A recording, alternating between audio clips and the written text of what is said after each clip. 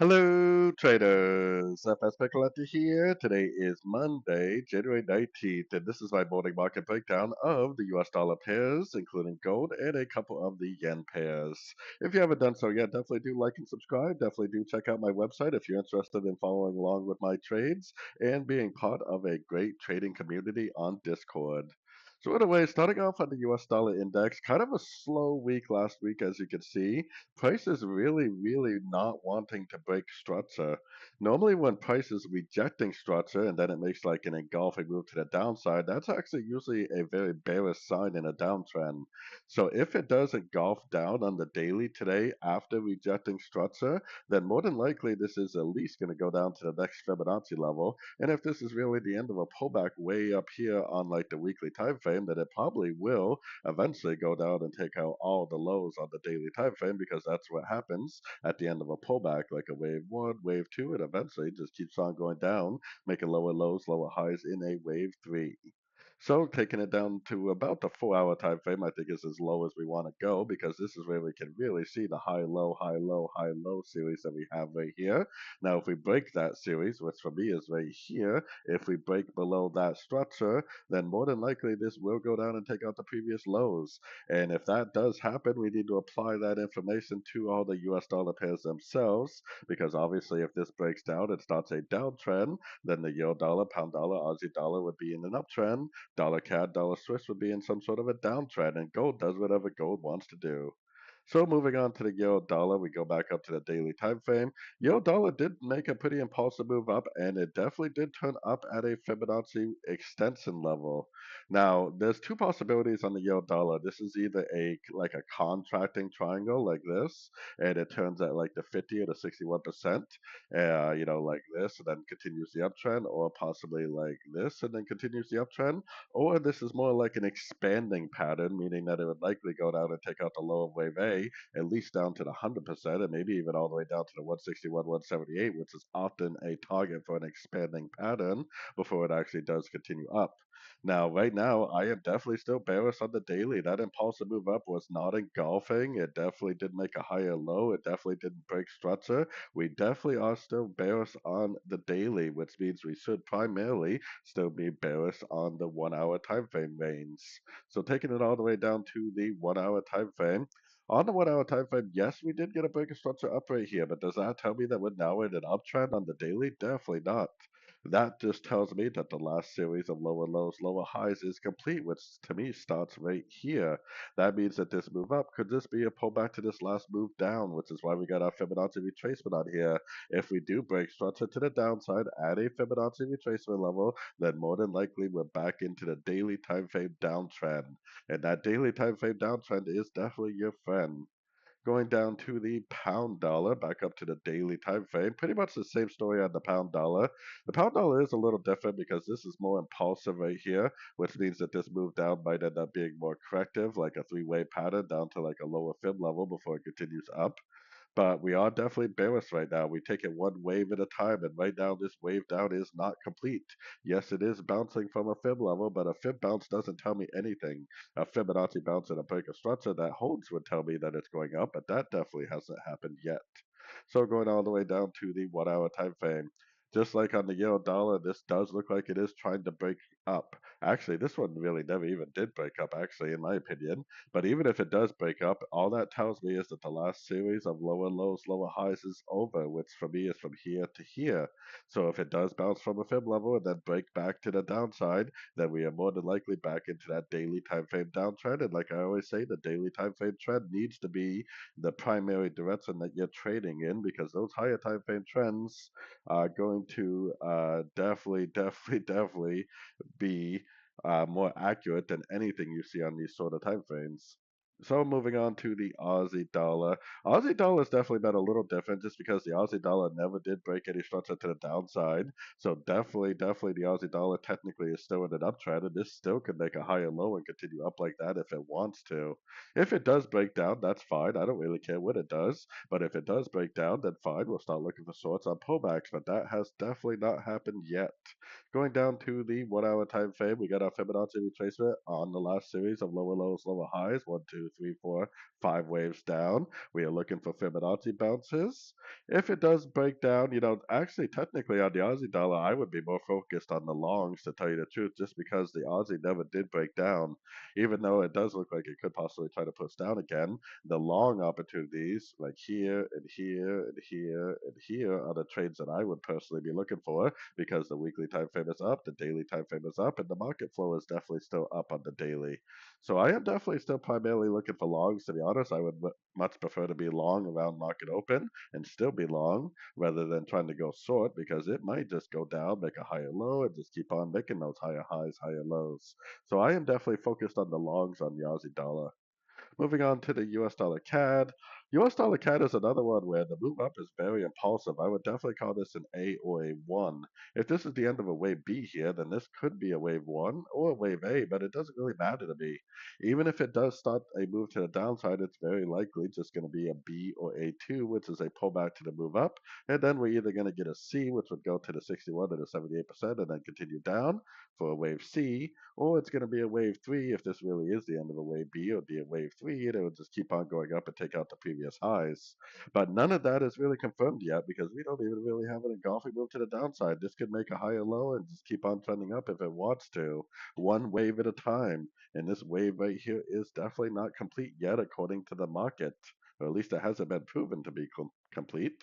So going down to the 1 hour time frame in these situations, because obviously it's all the way back down the structure, the best thing to do in these situations is to take your Fibonacci extension where we had the last break of trend, which is over here, and then project it out the top of where we had the last highest high, and that should give you a really good area for support. If this is gonna, be some sort of a running pattern, then it could, turn it to 61 or to 78. If it's gonna be more of an expanding pattern, then it could go all the way down to like the 161, 178. Keep an eye on your Fib levels. If it makes lower highs, then you're looking for shorts every single pullback, right? If it breaks that series of lower highs at a key Fibonacci level, then we would definitely stop looking for shorts and go back to looking for longs. Like I said, the daily is technically still up, and it for sure could just go down, break the, this structure right here, um, grab some liquidity, or maybe even break this structure right here, grab some liquidity, and then just continue that daily time frame uptrend, because the daily is definitely still in an uptrend. Moving on to the US dollar Swiss, my overall Elliott wave analysis on the US dollar Swiss does have us going up. I think we're going to take out the previous high. I think we're in a wave Y. I think we're more accurately in a wave C of wave Y. I would target the 123.6 area. Now, that doesn't mean that it couldn't make like a wave 1, go down, make a wave 2, and then continue up, make a wave 3, 4, and 5. So it doesn't mean that we possibly don't, might not get, several days of movement to the downside. But I think even if it does do that, it will be higher low, and just keep on going up for an uptrend. Right now, it definitely hasn't even engulfed down. I mean, the trend is definitely still up on this time frame. Going down to the 1 hour time frame, this is very similar to the US dollar CAD, because what I would do in this situation is the last break of trend, which is right here. I would put my Fibonacci extension from there to there, and then I would project it off the top of the last highest high. Because if this is a running pattern, then it would be a higher high compared to this low, which, at this point, the 100%, which by the way, we are trying to break right there. If it holds above that, I would definitely become bullish again. Or if it's more of an expanding pattern, the 161, 178 would be my target. But really, any one of these fib levels, if it breaks structure to the upside, I would definitely go back to being bullish, because the daily is definitely still in an uptrend until the daily tells us otherwise. So if it continues to make lower lows, like if this rejects, goes down, makes a lower low, goes down, makes a lower low, and you're a short time frame trader, then you're looking for shorts. If it breaks the trend at a Fibonacci level or any one of these Fibonacci levels, then we would just simply go back to looking for longs again. Moving on to gold, this is why I've been saying for weeks now that we've, even though in my Zoom meeting that I had on Friday with my premium members, I said this is definitely a really good target for wave 5. The 61% is a perfect target for a potential wave 5 to end. But I've been saying for weeks now that I would not be trying to short this thing, because there's really no reason to say that this is not going to keep on going up. And what happened? It broke to the upside again. Gold is very strong, and if you're trying to pick the top on gold, then you're probably just throwing your money away. Going down to the 1 hour time frame, there is a big old gap on gold. I personally don't trade based on gaps. This gap right here will almost definitely fill. But is it going to fill today or is it going to fill 3 weeks from now? We have no idea. It could easily just keep on going up with this trend, and then 3, 4 weeks from now, it could come down and fill this gap. So I personally wouldn't be trying to sort it just because the market made a gap. Now we're at all-time highs right now, and when you're at all-time highs or all-time lows, pretty much the only thing you can do is use Fibonacci extension because there's obviously no support or resistance at all-time highs. So your support or resistance is going to have to be your Fibonacci extension. Measure the last series of higher highs, higher lows, projected out the last pullback, and that should give you your areas of resistance in an uptrend. If it does break to the downside at one of these Fibonacci levels, then you could definitely go back to being bearish, but I personally, like I've been saying for weeks now, I don't think I would recommend shorts to anybody until the daily time frame gives us some sort of a reason to say that we really have finished a wave five. Like I've been saying, gold could hit $5,000 an ounce within the next month or so, and there's actually a lot of people saying that gold is going to hit $5,000 an ounce. And one thing real quick, if you go all the way up to the monthly time frame, my next Fibonacci level is actually right around 4,788. If it actually goes beyond that, then that's my $5,000 target. $5,020 would be my next target. So we definitely have no reason to say yet that gold's uptrend is complete. Moving on to the yen pairs, US dollar yen definitely has kind of, engulfed down finally. Now, the whole thing is we are definitely still in an uptrend until we break trend. This is the break of trend on the daily. It definitely hasn't broken that trend, definitely hasn't made a significant lower high. So this move down right here still could just be a pullback to the last impulsive up. It could definitely bounce from any one of these fib levels and continue up anytime it wants to. If it does just keep on going down and break structure, then fine. We will stop looking for longs and we'll start looking for shorts again. Moving down to the 1 hour time frame, we got our Fibonacci retracement on the whole move up. If we get a break of structure to the upside, which is currently right here at a Fibonacci retracement level, which it could be the 50, 61, or 78%, then I would definitely go back to looking for longs. Now, we do have what looks like impulsive down, wave A. We do have what corrective up looks like a wave B. We got lower lows, lower highs right here, looks like a wave C. So it does look like a possible complete pattern. The only thing stopping us from confirming that is the break of structure. If it breaks up, then it's probably a complete ABC and it's probably going to keep on going. If it doesn't break up but makes a lower high or rejects structure, then you could continue to look for shorts on these shorter time frames. Moving on to the euro yen, all the yen pairs are pretty much the same story. We are definitely in a pretty decent move to the downside, but until it actually breaks, it's no confirmation that this move down is anything more than a pullback within an uptrend. So pretty much the same story as the dollar yen, except for this one obviously went down a little bit more. Going down to the 1 hour time frame, we do have a breakup on the euro yen, as you can see. This is a pretty smooth cycle of lower lows, lower highs, and with a break to the upside. So I would say with confidence that this whole move down is over. But the move down is very impulsive, which is why I think this next move up may actually just turn out to be like a pullback to this move down. Like this could be an A or 1, and this could be a B or a 2, meaning that it would go to like the 61, 50, maybe even 78%, and then it would possibly go down again because this, like I said, this move down is more impulsive. Impulsive usually leads to corrective, corrective usually leads to impulsive. So, anyways, moving on to the pound yen on the daily time frame, exact same story as the other two yen pairs, which is why I think the yen pairs are great pairs because they're so well correlated. We are definitely in a move to the downside. The move to the downside is definitely not confirmed to be over.